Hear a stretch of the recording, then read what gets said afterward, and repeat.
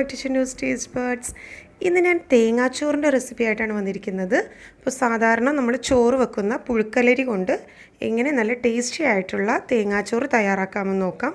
അപ്പോൾ റെസിപ്പിയിലേക്ക് കടക്കുന്നതിന് മുമ്പേ തന്നെ എൻ്റെ ചാനൽ ഇതുവരെ സബ്സ്ക്രൈബ് ചെയ്തിട്ടില്ലാത്തവരാണെങ്കിൽ ഒന്ന് സബ്സ്ക്രൈബ് ചെയ്യണം. അതിൻ്റെ കൂടെ ബെല്ലൈക്കണിൽ ഓൾ എന്നോടെ ക്ലിക്ക് ചെയ്യണം. പിന്നെ തേങ്ങാച്ചോറ് ഉണ്ടാക്കാൻ വേണ്ടി ഞാനിവിടെ 1 കിലോ പുഴുക്കലരിയാണ് എടുത്തിട്ടുള്ളത്. അപ്പോൾ 1 കിലോ പുഴുക്കലരി നന്നായിട്ട് കഴുകി എടുത്തിട്ടുള്ളതാണ്. ഇനി ഇത് 1 മണിക്കൂർ വരെ കുറച്ച് വെള്ളം ഒഴിച്ച് ഒന്ന് സോക്ക് ചെയ്യാൻ വേണ്ടി മാറ്റി വെക്കണം.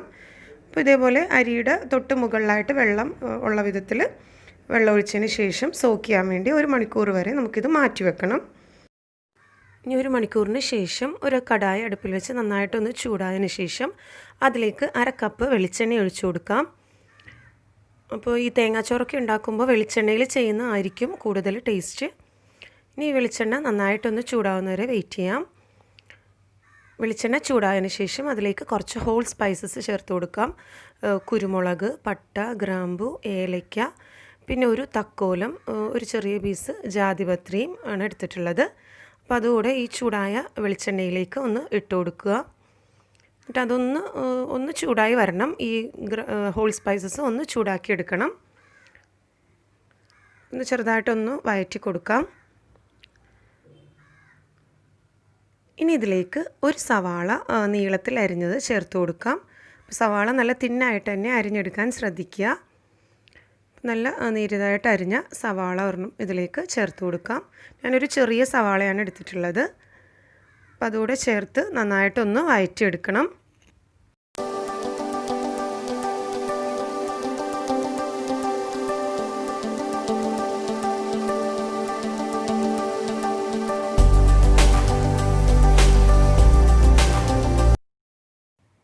നമ്മുടെ സവാള നന്നായിട്ട് വഴന്ന് വന്നിട്ടുണ്ട്.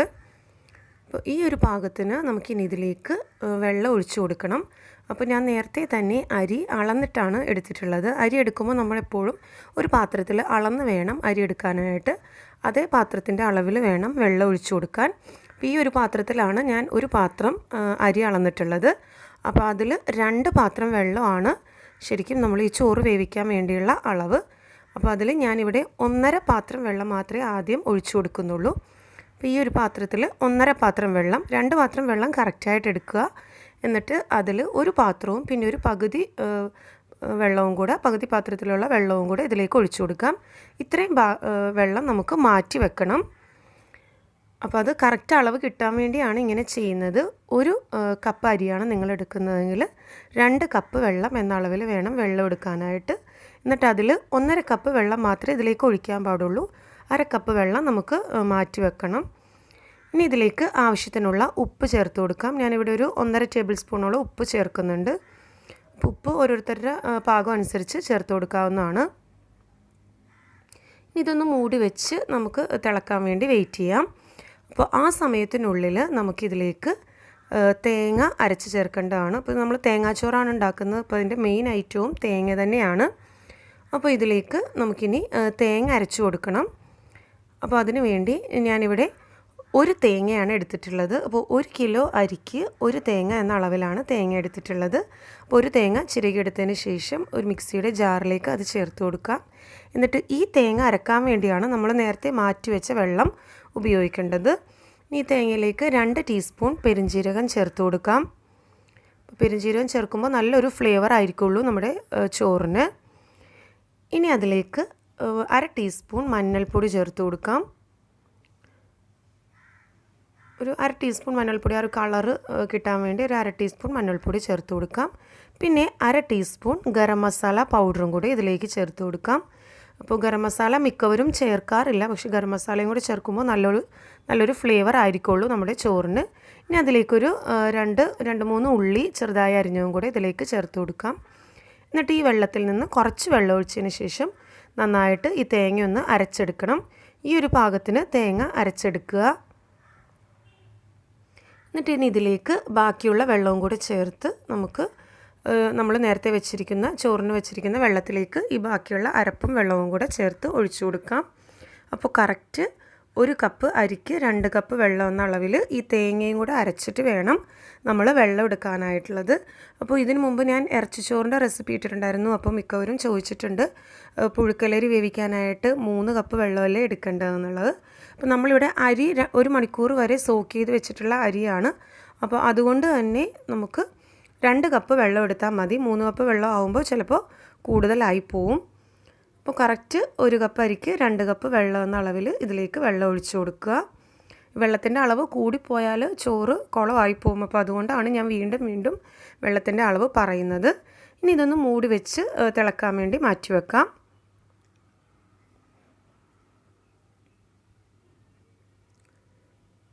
ഇപ്പോൾ നമ്മുടെ വെള്ളം നന്നായിട്ട് തിളച്ച് വന്നിട്ടുണ്ട്. തേങ്ങ അരച്ച് വെച്ചിട്ടുള്ള വെള്ളം നന്നായിട്ട് തിളച്ച് വന്നിട്ടുണ്ട്. ഇനി ഈ ഒരു പാകത്തിന് ഇതിലേക്ക് അരി ചേർത്ത് കൊടുക്കാം. അപ്പോൾ അരി 1 മണിക്കൂർ വരെ സോക്ക് ചെയ്ത് കഴുകി മാറ്റി വെച്ചിട്ടുള്ള അരിയാണ്. അതിൽ നിന്നുള്ള വെള്ളം കളഞ്ഞിട്ട് വേണം, വെള്ളം അരിച്ച് കളഞ്ഞിട്ട് വേണം അരി ഇതിലേക്ക് ചേർത്ത് കൊടുക്കാനായിട്ട്. അപ്പോൾ അരി മുഴുവനായിട്ട് ഇതിലേക്ക് ഇട്ട് കൊടുക്കുക. ഇതൊന്നുകൂടെ ഒന്ന് ഇളക്കി യോജിപ്പിച്ച് കൊടുക്കണം. ഇനി അതിലേക്ക് 2 ടേബിൾ സ്പൂൺ നെയ്യ് കൂടെ ചേർത്ത് കൊടുക്കാം. നെയ്യ് ഇല്ലെങ്കിൽ ഡാൽഡയോ അല്ലെങ്കിൽ വെളിച്ചെണ്ണ തന്നെ, കുറച്ചുകൂടെ വെളിച്ചെണ്ണ ഒഴിച്ചു കൊടുത്താലും മതി. നെയ്യാവുമ്പോൾ കുറച്ചുകൂടെ നല്ലൊരു ഫ്ലേവർ കിട്ടും. ഇത് ഒന്നുകൂടെ ഒന്ന് ഇളക്കി യോജിപ്പിച്ച് കൊടുക്കാം. നന്നായിട്ട് മിക്സായി വന്നിട്ടുണ്ട്. ഇനി ഉപ്പ് നോക്കിയിട്ട് ആവശ്യമെങ്കിൽ കുറച്ചുകൂടെ ഉപ്പ് ചേർത്ത് കൊടുക്കാം. ഞാനിവിടെ കുറച്ച് ഒരു 1/4 ടീസ്പൂൺ ഉപ്പും കൂടെ ചേർക്കുന്നുണ്ട്. ഇനി ഇതിലേക്ക് 1/2 ടീസ്പൂൺ ഗരം മസാല പൗഡറും കൂടെ ചേർത്ത് കൊടുക്കാം. ഗരം മസാല പൗഡർ നമ്മൾ ആദ്യമേ 1/2 ടീസ്പൂൺ ചേർത്തിട്ടുള്ളതാണ്. അപ്പോൾ ഈ ഒരു പാകത്തിന് ഗരം മസാല കുറച്ചുകൂടെ ചേർക്കുമ്പോൾ നല്ലൊരു ഫ്ലേവർ ആയിരിക്കുള്ളൂ. അപ്പോൾ അതിനുവേണ്ടി കുറച്ച് ഗരം മസാലയും കൂടെ ചേർത്ത് ഒന്നുകൂടെ ഇളക്കി യോജിപ്പിച്ചതിന് ശേഷം മൂടി വെച്ച് ഇതൊന്ന് വേവിച്ചെടുക്കണം. പിന്നെ ഈ ചോറ് നന്നായിട്ടൊന്ന് തിളക്കുന്നത് വരെ ഇത് ഹൈ ഫ്ലെയിമിൽ വെച്ചിട്ട് വേണം കുക്ക് ചെയ്യാനായിട്ട്. ഇപ്പോൾ തിളച്ച് വന്നിട്ടുണ്ട്. ഇനി ഈ ഒരു പാകത്തിന് ഒന്നുകൂടെ ഒന്ന് ഇളക്കി യോജിപ്പിച്ചതിന് ശേഷം നമുക്കിനി ലോ ഫ്ലെയിമിൽ വെച്ചിട്ട് വേണം ഈ ചോറ് വേവിച്ചെടുക്കാനായിട്ട്. അപ്പോഴേ കറക്റ്റായിട്ട് നമ്മുടെ റൈസ് വെന്ത് കിട്ടുള്ളൂ. കാര്യം നേരത്തെ പറഞ്ഞ പോലെ പുഴുക്കലരിയാണ്, വേകാൻ കുറച്ച് സമയം പിടിക്കും. അപ്പോൾ ഇനി ലോ ഫ്ലെയിമിലിട്ട് വേവിച്ചെടുക്കുക, ലോ അല്ലെങ്കിൽ മീഡിയം ഫ്ലെയിമിലിട്ട് വേവിച്ചെടുക്കുക. ഇപ്പോൾ നമ്മുടെ തേങ്ങാച്ചോറ് ഒരുവിധം വെന്ത് വന്നിട്ടുണ്ട്. ഇത് എല്ലാ ഭാഗത്തേക്കും ഒന്നുകൂടെ ഒന്ന് മിക്സ് ചെയ്ത് കൊടുക്കുക. അപ്പോൾ കുറച്ചുകൂടെ ഒന്ന് ഇതിൽ വെള്ളം വറ്റി കിട്ടാനുണ്ട്. ഈ ഒരു പാകത്തിന് ഒന്നുകൂടെ ഇളക്കി യോജിപ്പിച്ചതിന് ശേഷം നമുക്ക് വീണ്ടും ഒന്ന് മൂടി വെക്കാം. എക്സ്ട്രാ കുറച്ച് വെള്ളം കൂടെ ഉണ്ട് ഇതിൽ, അതൊന്ന് വറ്റി കിട്ടാൻ വേണ്ടി കുറച്ച് നേരം കൂടെ ഒന്ന് ലോ ഫ്ലെയിമിൽ മൂടി വെച്ച് ഒന്നുകൂടെ ഒന്ന് വേവിച്ചെടുക്കാം.